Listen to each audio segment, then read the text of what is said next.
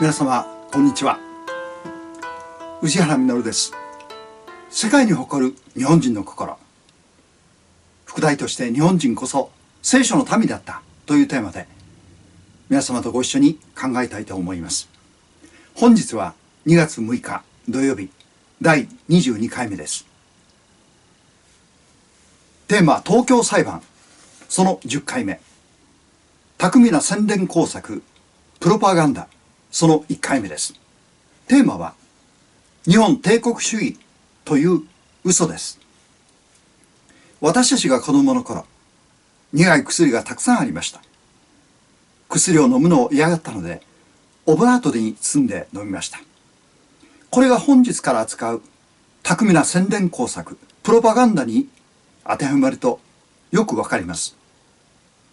どんなにひどいことでもオブラートのように巧みに甘い言葉で進むと本質を見えなくすることができます。これが欧米社会が植民地支配した国々に取った行動です。今日もなお世界中でこのトリックが巧みに使われています。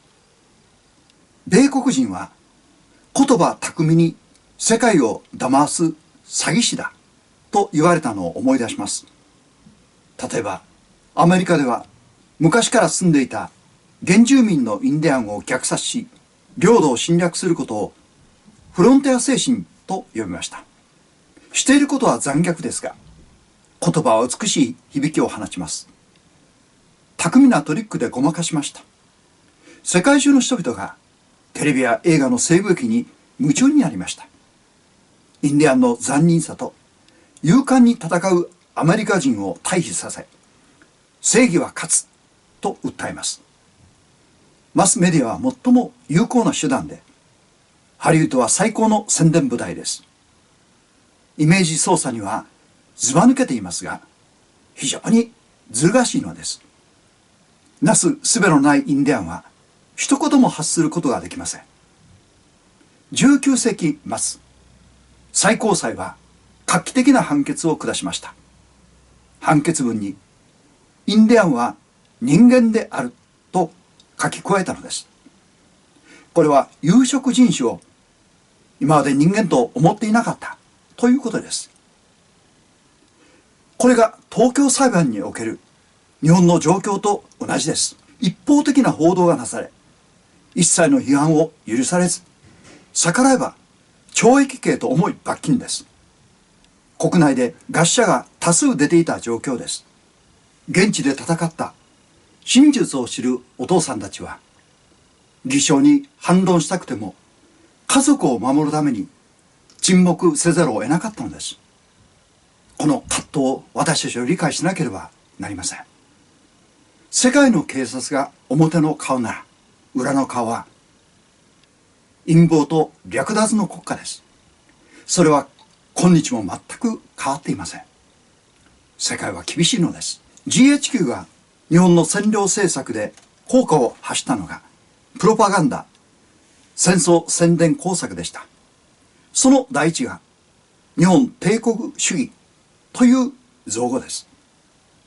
日本の敵は米国なのに、日本人の敵意を、新たな敵を日本国内に設け、矛先を巧みに変えました。それを日本帝国主義と呼びました。天皇の意向に反して軍部が暴走し、無謀な戦争を起こした結果、日本は負けたのだ。アジア諸国を侵略し、多大な迷惑をかけたのは、日本帝国主義を進めた軍部なのだ。日本国民はこの軍部に騙された被害者だ。軍部こそ裁かなければならない。NHK は真相箱というラジオ放送を毎日流し続けました。日本人が真実を知らせていると思い込ませ、実は GHQ が作った原稿を読んでいました。日本人は食い入るように聞き、軍部への怒りを膨らませていきました。日本が中国を統治したことを欧米諸国は非難しました。しかし日本の置かれた立場とアジアの状況を理解し、弁護してくださった人が当時ヨーロッパにいました。それが EU 生みの親青山栄次郎でした。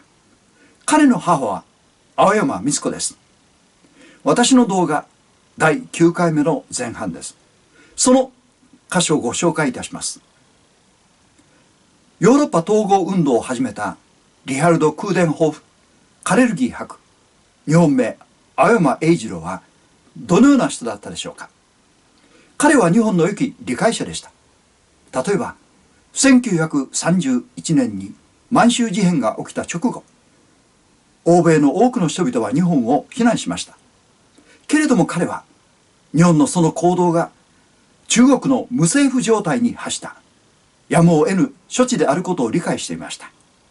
また日本の行動がソ連のアジア侵略を阻止するためであったことも、彼は今日本は極東におけるロシアの共産主義とシナの無政府状態の土塔をかぶって立つ岸壁である。日本が共産主義の脅威を感じていることは欧州と同じである。日本はソ連邦のアジア侵略を阻止し得る唯一の強国であると述べ、日本に信頼を寄せたのです。そして日本と欧州との連携を呼びかけました。またカレルギー博が戦後に主張したヨーロッパ連合の理論は、日本の大東亜共栄圏の理想に触発されたものでした。歴史上全てと言っていいと思いますが、それ以前の帝国はいつも一つの国が周辺諸国を囲い込み、力で支配することを求めてきました。ロシア、中国、ドイツ、アメリカなど皆そうです。また大東亜戦争以前、アジアのほとんどの地域は欧米諸国の植民地と化し、過酷な搾取が続けられ、アジア人は奴隷的な地位に置かれていました。これらは全て垂直的な支配の関係です。しかしそうした中、水平的な共栄を模索する思想が日本で生まれたのです。それが大東亜共栄圏の思想でした。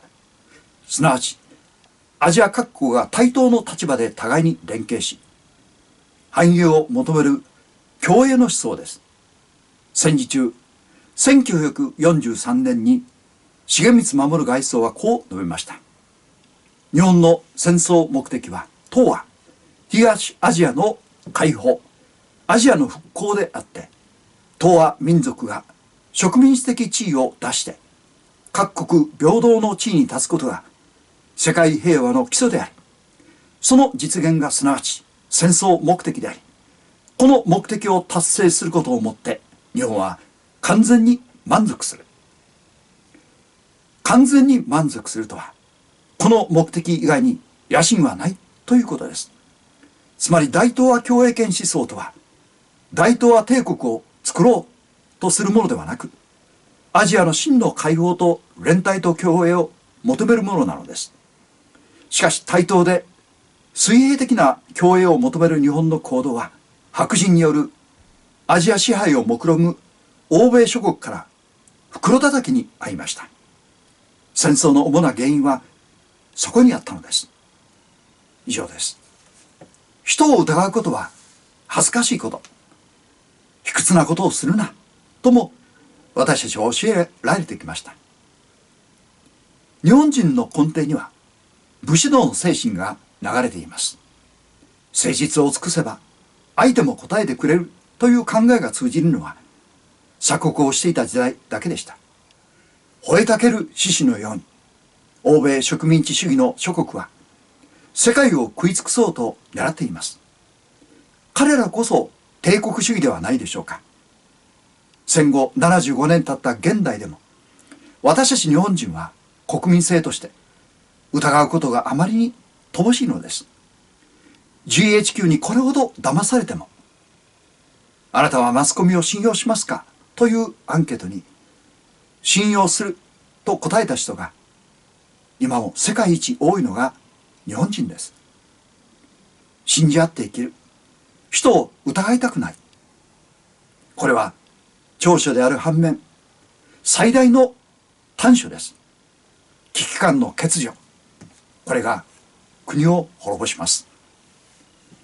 私たちには忘れてはならない、どうしても語り継がなければならないことがあると思います。それは戦争の悲惨さだけではなく、日本人としての誇りではないでしょうか。世界に感動を与えた日本人の素晴らしさは、信じる心でした。聖書の一節をご紹介いたします。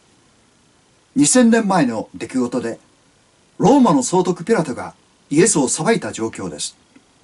これこそ歴史に残る裁判でした。神の子イエスを死刑と宣告する羽目になった。現代の私たちにも問われている大切な点があります。さて彼らはイエスを総督官邸に連れて行った。時は明け方であった。つまり夜中の裁判です。そこでピラトは彼らのところに出てきて言った。あなた方はこの人に対して何を告発するのですか。ユダヤ人たちは彼に言った。私たちには誰を死刑にすることも許されていません。当時死刑の執行はローマしかできませんでした。そこでピラトはもう一度官邸に入ってイエスを呼んでいった。あなたはユダヤ人の王ですか。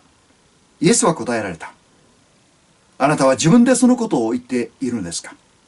それとも他の人があなたに私のことを話したのですか。ピラトは答えた。私はユダヤ人ではないでしょう。あなたの同国人と宰相たちがあなたを私に引き渡したのです。あなたは何をしたのですか。イエスは答えられた。私の国はこの世のものではありません。もしこの世のものであったなら、私のしもべたちが私をユダヤ人に渡さないよう戦ったことでしょう。事実、私の国はこの世のものではありません。そこでピラトはイエスに言った。それではあなたは王なのですか。イエスは答えられた。私が王であることはあなたが言う通りです。私は真理の証しをするために生まれ、そのことのために世に来たのです。真理に属する者は皆私の声に聞き従います。ピラトはイエスに言った。真理とは何ですか。彼はこう言ってから、またユダヤ人たちのところに出て行って彼に言った。私はあの人には罪を認めません。新約聖書ヨハネの福音書18章28節から38節。裁判官ピラトが放った質問は、あなたはユダヤ人の王ですかでした。イエスは答えられました。あなたは自分でそのことを言っているのですか。それとも他の人があなたに私のことを話したのですか。ここが非常に重要です。イエスの容疑はユダヤ人の王でした。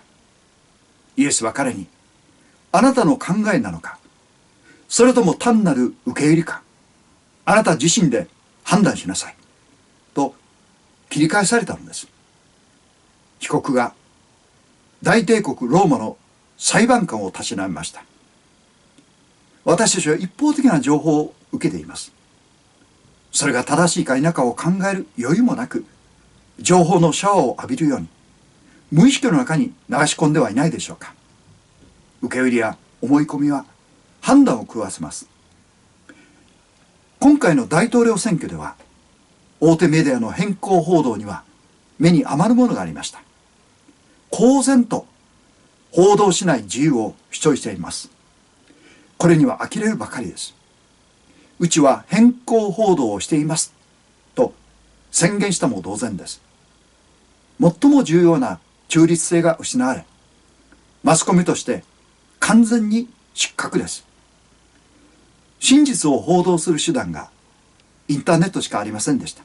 それもやがて削除され、知る権利が奪われました。米国大統領の発言さえ一民間企業のツイッター社が永久凍結し黙殺したのです。これが大手マスコミの本質だとかえって世界は目覚めました。米国の悲惨な出来事が実は GHQ 統治下にあった戦後間もない日本にまさに起きたのです。真実は知らされず、悪意のある報道が流され、反論を力と恐怖で抑え込まれました。しかも綿密に計算された占領政策が今なお継続していることに、日本人は目覚めなければなりません。75年経った今日もほとんど何も変わっていません。私たちは義憤を持つべきです。これ以上好き勝手にさせてはなりません。あなたは自分でそのことを言っているんですか？何という重い問いかけをイエスは私たちに投げかけておられることでしょう。私は真理を明かしするために生まれ、そのことのために世に来たのです。ピラトはイエスを捉えきれませんでした。イエスの言葉に今の圧倒的な存在感を感じます。それではお知らせです。